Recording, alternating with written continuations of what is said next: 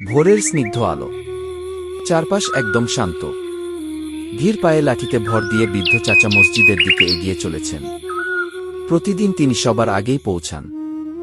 সবাই নামাজ শেষে চলে গেছে, কিন্তু বৃদ্ধ এখনো যায় নামাজে।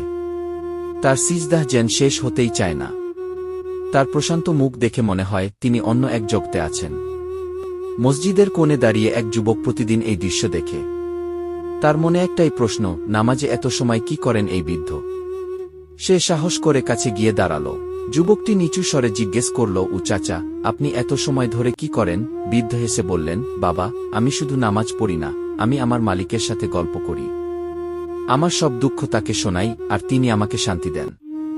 যুবকের চোখ ভিজে এল। সে বুঝতে পারল, নামাজ শুধু নিয়ম পালন নয়, এটি পরম করুণাময়ের সাথে মনের গভীর সংযোগ।